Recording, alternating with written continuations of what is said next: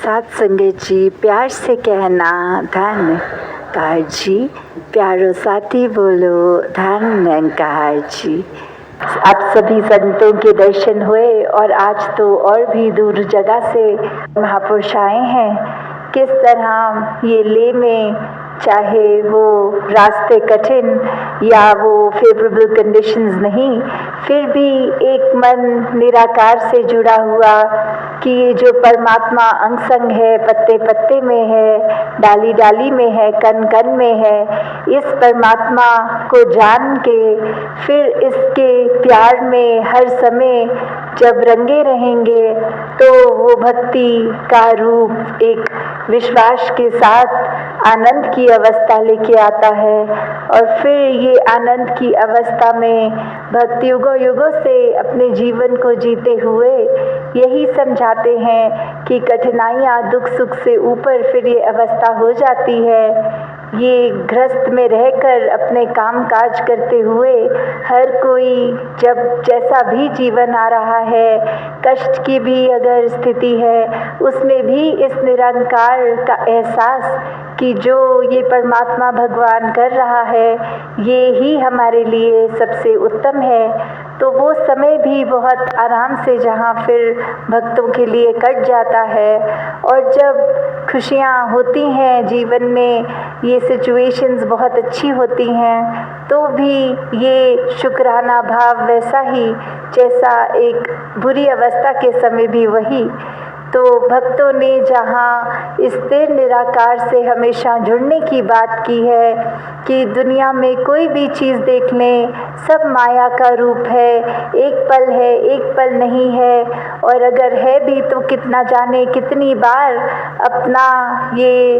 रूप बदल लेती है, तो वो अपने आप में स्थिर नहीं है। स्थिर सिर्फ और सिर्फ ये परमात्मा है। जब मन इस परमात्मा के साथ जुड़ जाता है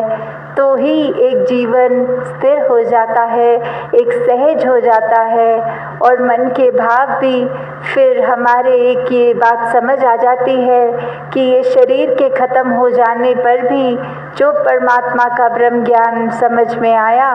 इस ज्योत ने जो इस शरीर के अंदर आत्मा है उसने कैसे फिर इस परमात्मा के साथ ही मिलना है। तो जहाँ ये ब्रह्म ज्ञान की दात आप सबके हिस्से में है, और अभी भी सत्संग के दौरान महात्मा आवाज़ दे रहे थे कि जो इस रोशनी से अभी वाकिफ नहीं है, जिनको ये बोध नहीं है, वो आज ही ये अपने जीवन को जीते जी ये ब्रह्म ज्ञान प्राप्त कर लें, ताकि जो मनुष्य योनि में आके सबसे बड़ा जो उद्देश्य होता है तो वो परमात्मा के साथ एकमिक होके इसका ज्ञान प्राप्त करके स्वयं की जानकारी कि आत्मा सिर्फ एक हमारे अंदर जो है वही है सदैव जो रहती है। जहाँ कोई भी ग्रंथ उठा दें, अगर उसमें बात ये रीबर्थ की हो रही है, ये आवागमन के चक्रों की बात हो रही है, शरीर बदलने की, तो वहीं वो ग्रंथ मोक्ष की भी बात कर रहे हैं। और एक बार ये मोक्ष जब प्राप्त होता है तो आत्मा शरीर नहीं बदलती, क्योंकि वो अपने परम उद्देश्य को प्राप्त कर लेती है जीते जी। तो जहाँ हर एक ने आज सत्संग के दौरान ये भी बोला कि ले शहर में ब्रह्म ज्ञान ले, और ये लहर ये ले की ये ब्रह्म ज्ञान लेकर ले में चलती रहे। वहीं जो 2 दिनों से दासी शहर भी घूम रही थी तो एक संगम पॉइंट भी देखा, वहाँ बहुत ही खूबसूरती से इंडस रिवर दूसरी नदी से मिल रही, और कैसे एक जगह पर इकट्ठे होके फिर 2 रंग अलग अलग दूसरे रास्ते जा रहे। तो मन में वही भाव कि एक नदी का चाहे नीला रंग था और दूसरी मिट्टी के जैसे रंग की, और कैसे वो बहुत ही अलग अलग शिक्षा देने वाली वहाँ पे एक शिक्षा मिली कि कैसे ये संगम, चाहे हम देखने में कितने भी भिन्न हों, चाहे हमारे कल्चर्स, हमारी आदतें, हमारा खाना पीना, हम किसी तरह के भी जो भेदभाव हैं, कैसे वो जहाँ संगम होता है वो अपनत्व का भाव आ जाता है, वो एकत्व का भाव आ जाता है। और फिर ये पानी ने तो प्यास ही बुझानी है, इस पानी ने तो वो एक बेसिक कंपोनेंट H2O का, वो चाहे दिखने में कितना भी फर्क वो पानी का, वो है तो वही चीज़। उसी तरह भिन्न भिन्न दिखने वाले चाहे कैसे भी हों, कहाँ के भी हों, एक जो मेन उनके अंदर पूजनीय बात कि हम हर एक से ये ना सोचे कि हम श्रेष्ठ हैं, जो परमात्मा हमारे अंदर है सामने वाले के भी अंदर वही, तो फिर ये नफरत की बात नहीं मन में उजागर होती। कैसे एक अभी भी हमने गौतम बुद्ध जी के जीवन का एक ये व्याख्यान जहाँ सुना, तो एक जो सबसे बड़ी टीचिंग एक मिडिल पाथ की जो सिखाई गई कि एक्सट्रीम्स की ओर नहीं जाना है, एक जीवन में बैलेंस बनाना है, एक मध्य मार्ग, उसके ऊपर कैसे भक्त पल पल जीते हैं। और ये कोई आज की बात नहीं, युगों युगों से ये बात समझाई गई इंसान को कि मन में अपने अच्छे भाव रखने हैं, करुणा, दया, प्यार, निर्मलता, और वहीं मन से दुर्भाव, नफरत, वैर, विरोध, ईर्ष्या इत्यादि उसको कैसे मन से अपने निकाल देना है। तो ये संभव कब होता है? जब इस परमात्मा से हम एक हो जाते हैं, तो फिर परमात्मा की बनाई हुई पूरी कायनात ही, ये पूरा ब्रह्मांड, ये ही हमें एक कण कण में परमात्मा के दर्शन होते हैं। और फिर एक दिल से किसी से जानबूझ के कोई दुर्व्यवहार नहीं किया जाता। फिर एक अगर हम ये अर्थ को भी देखते हैं तो होता है कुछ कंट्रीब्यूट ही करें, कुछ अच्छा करें, सफाई रखें, एक ब्लड डोनेशंस के रूप में कि दूसरों के वो जहाँ पे खून की नीड है वहाँ पे ये पहुँचाया जाए, चाहे वो पेड़ लगाए जाए, इन अन्य जितने भी ये सोशल कॉजेस के लिए एक सेवा भाव मन में होता है, तो ये मन में यही कि हम कुछ करने वाले नहीं हैं, जो परमात्मा हमसे करवा रहा है, जितनी कैपेसिटी में करवा रहा है उतना हम ये कर पाएँ संसार के लिए। तो कैसे जहाँ इधर आते वक्त भी एक जगह का नाम शे देखा, तो मन में ध्यान नहीं आया कि ये पढ़ने में एक सेकंड के लिए वो श्रेय लगा, और ऐसे लगा कि ये परमात्मा को हर चीज़ का श्रेय जब दिया जाता है तो सबके लिए एक साथ रहना, एक दूसरे से प्यार करते रहना कितना आसान हो जाता है।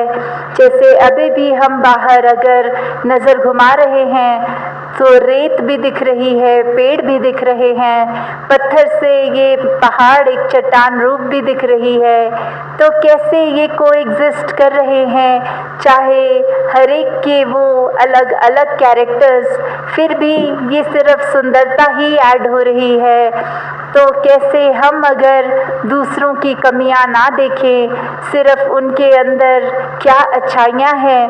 तो ये मन भी हमारा शांत रहेगा, सीखने को भी दूसरे से मिलेगा, और एक सामाजिक रूप में एक दूसरे के साथ सहयोग करते हुए तालमेल बना के एक किसी की लिए कुछ बुरा ना सोचते हुए ये हर एक के लिए हित के भाव मन में आएगा। कैसे सिर्फ एक सेल्फिश होके कि हम अपनी ही बेहतरी करते जाएं, दूसरे का नुकसान होए तो फर्क नहीं पड़ता, ऐसे मन में भाव तो बिल्कुल नहीं आते। फिर यही भाव आता है कि हमारा भी अगर ये परोपकार, ये प्रोग्रेस किसी रूप में हो रहा है तो हर एक का हो। ये भक्त फिर अपने मन से प्रार्थना, अरदास, सुमिरन रूप में भी पूरे संसार के कल्याण की करता है। सिर्फ सेल्फ सेंटर्ड अपने ऊपर ही एक नज़र करके कि हमारी सेहत ठीक रहे, हमारा बिजनेस ठीक चले, हमारा ये ठीक हो जाए, ऐसी अरदास नहीं, पूरे विश्व के लिए कि सभी एक अच्छा हर समय महसूस करें, सभी इस परमात्मा से जुड़े, सभी फिर किस प्रकार हमेशा ऐसे ही सोच रखें जैसे यहाँ जो हर किसी मोनास्ट्री में भी वो समझाते हैं कि ये शरीर, ये दिमाग, ये जीव कुछ भी बुरा ना उस तरह कर्म करे। तो कैसे एक जब सोच ही अच्छी रहती है तो मन के अंदर फिर अच्छे भाव बैठते हैं और फिर ये जीभ भी हमारी सिर्फ एक बिना गाली गलौज एक अच्छी भाषा का ही प्रयोग करती है। और फिर एक ये टर्म भी सभी ने सुनी होगी, साइकोसोमैटिक, कि जब हम अपने दिमाग में कुछ सोचते हैं कि हमें बहुत ठंड लग रही है तो शरीर को और लगने लग जाती है, या दिमाग में अगर लगता है कि अभी भूख लग रही है तो अचानक से भूख भी लगने लगती है। तो कोई अगर लगता है दर्द हो रही है, वो दर्द का भी एहसास होने लगता है। तो उसी प्रकार हमारा शरीर भी फिर उस तरह ही हमारे दिमाग से रिस्पॉन्स लेता है। तो जब सोच शुद्ध होगी, बोली शुद्ध होगी, शरीर ठीक रहेगा और ये मन के भाव ही हैं जो वो बात भी होती है कि नज़र बदलो तो नज़ारे बदल जाएंगे। तो कैसे हम अगर एक फूल को देख रहे हैं तो नज़र हमारी उसकी कोमल सी पंखुड़ियों पे, उसकी खुशबू पे जा रही है या उसके आसपास के कांटों पे जा रही है। अगर हम कांटे ही देखते रहेंगे तो वो फूल के आनंद से वंचित रह जाएंगे, और अगर फूल पे ध्यान होगा तो उसकी कमियों, उसके कांटों पे नहीं ध्यान रहेगा और यही लगेगा कि अगर परमात्मा ने कांटे दिए हैं तो वो फूल के बचाव के लिए दिए हैं, वो फूल की प्रोटेक्शन के लिए दिए हैं। तो उसी तरह जब हमें जीवन में लगे कि कुछ ठीक नहीं हो रहा तो वो कांटे अपने जीवन के भी हम ऐसे माने कि ये भी हमारा बचाव हो रहा है। तो दासी और समय ना लेके इन्हीं शब्दों से आपसे आज्ञा लेगी कि आज बहुत ही अच्छा लग रहा है, आप दूर दूर से आए हैं। और जैसे अभी जिक्र भी हो रहा था कि अक्सर इधर आके वो सर पे हिट भी ऑक्सीजन लेवल की कमी से तबीयत सांस चढ़ना, फिर भी सबने ये सत्संग को जब उद्देश्य बनाया कि इस भगवान की, इस परमात्मा की, निराकार की बात होगी, तो फिर वो सेकेंडरी बात रख दी कि फिर तो एक ये बात ये हुई कि चलो सत्संग करेंगे, फिर दूसरी बात ये हुई कि चलो एक आधा दिन और रह के नज़ारे भी देख लेंगे। पर उस वजह से नहीं आए कि घूमने चलते हैं और सत्संग बीच में कर लेंगे। तो भक्तों ने तो उद्देश्य और ये जो फोकस हमेशा सेवा, सुमिरन और सत्संग को ही रखा है, और बाद में सेकेंडरी प्रेफरेंस बन जाती हैं और चीज़ें करना। तो उसी तरह हर कोई जब भाव मन में एक सेवा का कि दूसरे के लिए कुछ भी कर सकें, उसको अहंकार से मुक्त होके करना, ये सत्संग में अच्छी बातों को ग्रहण करके संतमति अपनाना, जीवन में एक प्रयोग करना। और सुमिरन भी शब्दों का सिर्फ उच्चारण नहीं, कि मन से जब तक ना हो तब तक सिमरन सिमरन नहीं होता। ये परमात्मा से तार जोड़गी मन की और अपनी गलतियां बख्शवाते हुए पूरे संसार के लिए एक परोपकार के भाव रखते हुए, एक अपनी स्पिरिचुअलिटी को ग्रो करते हुए ये सिमरन तभी मुबारक है। तो दातार कृपा करे हर एक के जहाँ जीवन में विश्वास से पूर्ण भक्ति आए, वहीं ये भक्ति तब तक ही मजबूत रहती है जब साथ में सेवा सिमरन सत्संग हो। तो दातार कृपा करे हर एक पे। सत्संग जी, धन्यवाद जी। माता जी के वीडियो देखने के लिए सब्सक्राइब करना ना भूले। महापुरुषों धन्यवाद जी।